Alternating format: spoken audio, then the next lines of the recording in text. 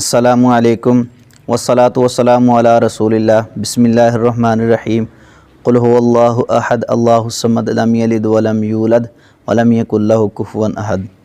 میں آپ کے سامنے نبی کریم صلی اللہ علیہ وسلم کا ایک رات کا خواب جو آپ علیہ السلام نے بیان کیا ہے وہ عرض کرنا چاہتا ہوں۔ آپ علیہ السلام کا جو خواب ہے وہ اس طرح ہی ہے جس طرح بندہ ریل کے اندر بات کرتا ہے، تو بطور خواب آپ علیہ السلام نے ہمیں یہ نصیحت فرمائی ہے۔ حدیث میں ہے نبی کریم صلی اللہ علیہ وسلم روزانہ جو ہے فجر کے بعد آپ علیہ السلام صحابہ کرام رضوان اللہ علیہ مجمعین سے پوچھتے تھے کہ اگر کسی نے کوئی خواب دیکھا ہے تو وہ بیان کرے، تو صحابہ کرام رضوان اللہ علیہ مجمعین اپنا اپنا خواب جو ہے وہ بیان کر دیتے کہ اے اللہ کے نبی صلی اللہ علیہ وسلم مجھے یہ خواب آیا، مجھے یہ خواب آیا، تو نبی کریم صلی اللہ علیہ وسلم تعبیر بتلاتے جو اللہ کو منظور ہوتی، آپ علیہ السلام اس کی تعبیر کر دیتے۔ اسی طرح آپ علیہ السلام معمول کے ساتھ روزانہ کے بیس پر آپ علیہ السلام پوچھتے تھے۔ تو ایک دن نبی کریم صلی اللہ علیہ وسلم نے پوچھا، کیونکہ میں یہ کیوں بیان کرنے لگا ہوں، کیونکہ میں نے اپنی ویڈیوز کے اندر کافی دفعہ یہ بات کی کہ آپ علیہ السلام نے یہ خواب بیان کیا، اور آپ علیہ السلام جو ہے خواب اتنا اہم مسئلہ ہے کہ نبی کریم صلی اللہ علیہ وسلم روزانہ کے طور پہ صحابہ کرام سے پوچھتے تھے۔ تو کچھ ساتھیوں نے کہا وہ تو آپ علیہ السلام کا خواب بیان کر دیں جو نبی کریم صلی اللہ علیہ وسلم نے خود بیان کیا تھا۔ تو اس بات کو سامنے رکھتے ہوئے میں وہ آج آپ علیہ السلام کا خواب آپ کے سامنے بیان کرنا چاہتا ہوں۔ تو اسی طرح صحابہ کرام رضوان اللہ علیہ مجمعین سے آپ پوچھتے تو صحابہ کرام کہتے یا رسول اللہ میں نے وہ خواب دیکھا، وہ خواب دیکھا، تو آپ علیہ السلام تعبیر بتلاتے۔ معمول کے ساتھ آپ علیہ السلام نے ایک دن پوچھا تو صحابہ کہتے ہیں یا رسول اللہ ہمیں تو آج کوئی خواب نہیں آیا، سارے صحابہ خاموش رہے، آج ہمیں کوئی خواب نہیں آیا۔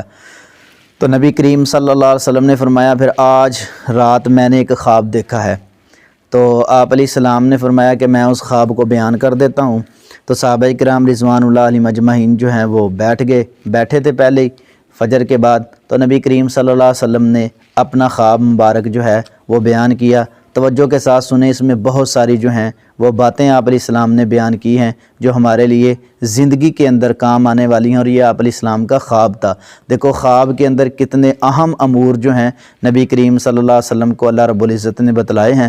اگر ہم ریل کے اندر عمل کریں گے تو انشاءاللہ الرحمن ہمارے لیے آسانیاں ہوں گی۔ میں سویا ہوا تھا، دو آدمی آئے ہیں، انہوں نے مجھے بازوؤں سے پکڑا ہے اور وہ مجھے لے کر چل پڑے ہیں کہ وہ مجھے ارض مقدس یعنی فلسطین اور شام کی طرف جو ہے مجھے لے کر وہ چلے ہیں، یعنی بیت المقدس کی طرف مجھے لے کر چل پڑے ہیں خواب کے اندر۔ جب مجھے وہاں لے گئے ہیں، وہاں سے مجھے عرش معلیٰ پر لے گئے۔ اللہ اکبر! خواب کے اندر ارض مقدس سے مجھے عرش پر لے گئے ہیں، آسمان پر، اور آسمان پر جاتے ہوئے جب میں آسمان پر پہنچا ہوں تو میں کیا دیکھا کہ میں وہاں دیکھتا ہوں کہ ایک بندہ بیٹھا ہوا ہے اور ایک بندہ کھڑا ہے۔ جو بندہ کھڑا ہے نا اس کے ہاتھ کے اندر لوہے کا ایک تیز دھار آلہ ہے، اور وہ بیٹھے بندے کا جو ہے نا منہ یہاں سے لے کے شروع سے لے کے اور گردن تک جو ہے اس کو چیر دیتا ہے، اور اسی طرح کرتا جاتا ہے۔ جب ایک سائیڈ چھوڑتا ہے تو دوسری سائیڈ پہ جو ہے نا وہ لگ جاتا ہے، اس کو جو ہے وہ چیرنا شروع کر دیتا ہے۔ تو میں دیکھتا ہوں کہ دوسری سائیڈ جو ہے نا وہ ٹھیک ہو جاتی ہے۔ جب دوسری سائیڈ ٹھیک ہوتی ہے تو پھر بندہ وہ دوسری سائیڈ کو چھوڑ کر پہلی والی سائیڈ پہ کو جو ہے وہ چیرنا شروع کر دیتا ہے۔ اسی طرح یہ سلسلہ جاری رہتا ہے۔ تو میں نے پوچھا بھی یہ کیا ہو رہا ہے اور یہ کون لوگ ہیں؟ تو میرے ساتھی کہنے لگے اور آگے چلو۔ جب میں آگے گیا تو میں نے پھر دیکھا ایک بندہ ہے وہ لیٹا ہوا ہے، ایک بندہ اس کے پاس جو ہے وہ پتھر پکڑ کے جو ہے کھڑا ہے، اور جو بندہ لیٹا ہے نا وہ پتھر اس کے سر پہ مارتا ہے، اور جب سر پہ پتھر مارتا ہے تو اس کا سر جو ہے وہ ریزہ ریزہ ہو جاتا ہے، بالکل ختم ہو جاتا ہے۔ تو پتھر جو ہے وہ دور چلا جاتا ہے، پھر جو ہے وہ پتھر جب لگتا ہے اس کو تو وہ پتھر دور چلا جاتا ہے۔ میں اس پتھر کو دیکھتا ہوں کہ وہ بندہ پکڑ کے پھر لاتا ہے، میں اتنی دیر میں اس کا سر جو ہے وہ بالکل ٹھیک ہو جاتا ہے۔ تو پھر اس کے سر پر وہ مارتا ہے تو پھر پتھر وہ رڑنا شروع کر دیتا ہے، یعنی وہ دور چلا جاتا ہے پھر پتھر۔ تو پھر میں دیکھتا ہوں کہ وہ اتنی دیر میں پتھر لاتا ہے تو پھر جو ہے نا اس کا سر جو ہے ٹھیک ہو جاتا ہے۔ تو میں نے پوچھا بھی یہ کیا، یہ کون لوگ ہیں؟ میرے ساتھی کہنے لگے اور آگے چلیں۔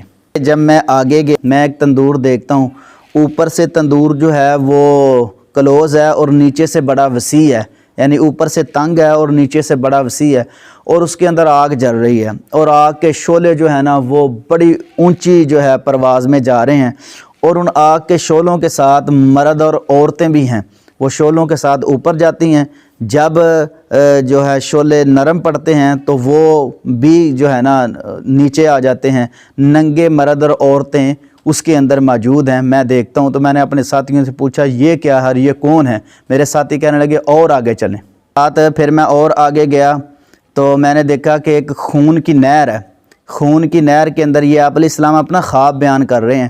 خون کی نہر ہے، خون کی نہر کے اندر ایک درمیان میں بندہ کھڑا ہے، تو ایک بندہ اس کے کنارے پر جو ہے پتھر پکڑ کر کھڑا ہے۔ جب وہ بندہ باہر نکلنا چاہتا ہے نا تو وہ اس کے منہ پہ زوردار پتھر مارتا ہے، پھر وہ خون کی نہر کے درمیان میں چلا جاتا ہے۔ تو میں نے پوچھا بھی یہ کون لوگ ہیں؟ کہنے لگے اور آگے چلیں، ان کو چھوڑ دیں اور آگے چلیں۔ تو میں پھر اور آگے گیا، میں آگے گیا تو میں دیکھتا ہوں کہ بہت بڑا درخت ہے، تو اس کی جڑ کے اندر ایک بزرگ، خوبصورت بزرگ بیٹھے ہوئے ہیں، اور ساتھ اس کے چھوٹے چھوٹے بچے بھی بیٹھے ہوئے ہیں، اور اس درخت کے پاس ایک بندہ آگ جلا رہا ہے، آگ بڑی شعلے دار ہے، اور آگ سامنے وہ بندہ جلا رہا ہے، میں وہ بھی دیکھتا ہوں۔ میرے ساتھی جو ہیں پھر مجھے لے کر اس درخت کے اوپر چڑھ جاتے ہیں، اور جب درخت کے اوپر گیا تو وہاں ایک خوبصورت جو ہے کمرہ موجود تھا، بہت ہی پیارا محل موجود تھا، بابرکت محل تھا۔ میں دیکھتا ہوں کہ اس میں جوان، بوڑھے، مرد، بچے، عورتیں، ہر قسم کے لوگ جو ہیں وہ موجود ہیں۔ پھر میرے ساتھی جو ہیں مجھے اس گھر سے نکال کر ایک اور گھر میں لے گئے جو اس سے بھی خوبصورت گھر تھا، تو وہ مجھے انہوں نے سارا گھر جو ہے وہ دکھایا، اور وہ جو گھر ہے خوبصورت تھا، اس میں بھی بوڑھے اور نوجوان تھے۔ تو پھر میں نے اپنے ساتھیوں سے کہا کہ آج رات آپ نے مجھے بہت سیر کروائی ہے، کہاں کہاں لے کر مجھے گئے ہیں، جو میں نے دیکھا ہے اس کی مجھے تفصیل بھی آپ بتائیں گے کہ نہیں؟ میں تفصیل آپ سے پوچھنا چاہتا ہوں کہ یہ کیا ماجرا ہے اور کیا معاملہ ہے، اور کون لوگ تھے، وہ بتائیں گے مجھے کہ نہیں؟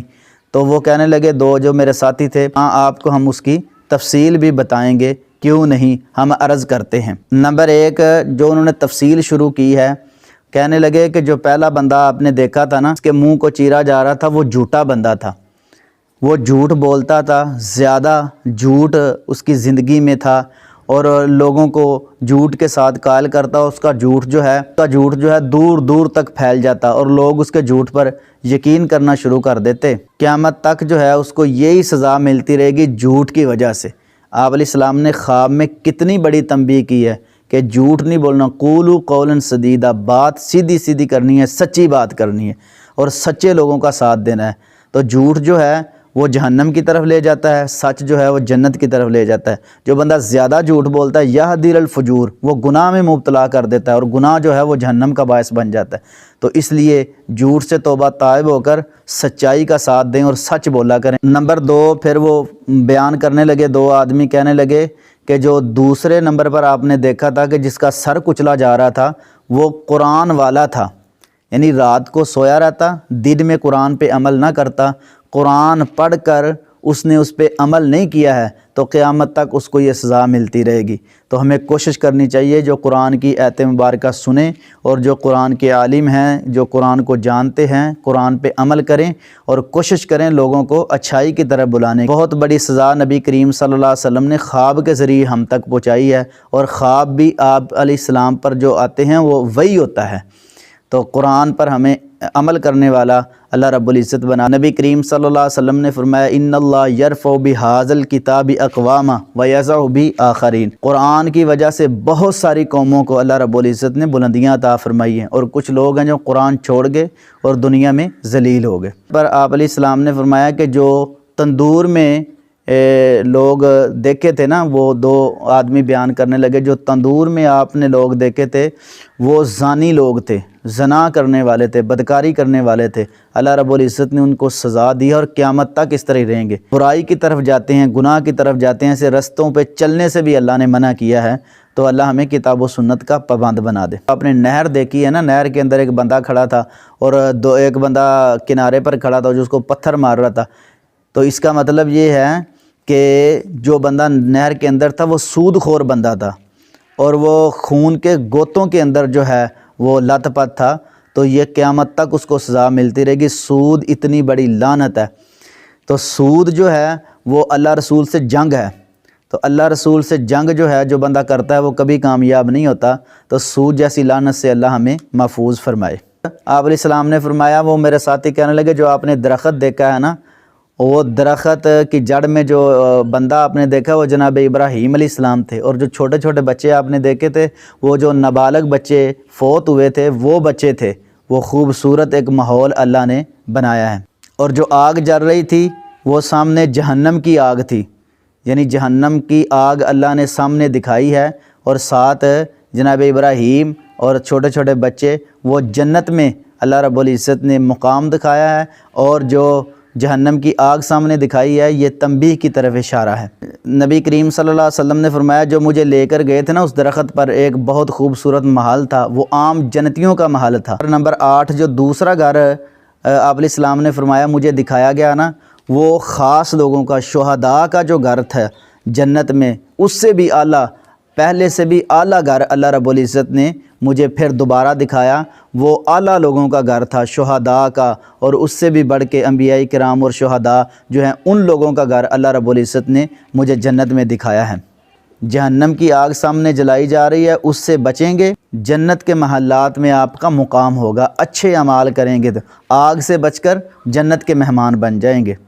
پھر نبی کریم صلی اللہ علیہ وسلم سے ان دو ساتھیوں نے کہا میں جبریل ہوں اور یہ میرے ساتھی میکائیل ہیں۔ اسلام نے فرمایا کہ میرا گھر، آپ علیہ السلام نے فرمایا کہ فرشتے کہنے لگے آپ آنکھیں کھولو۔ آپ علیہ السلام نے آنکھیں کھولی تو اوپر سایہ تھا۔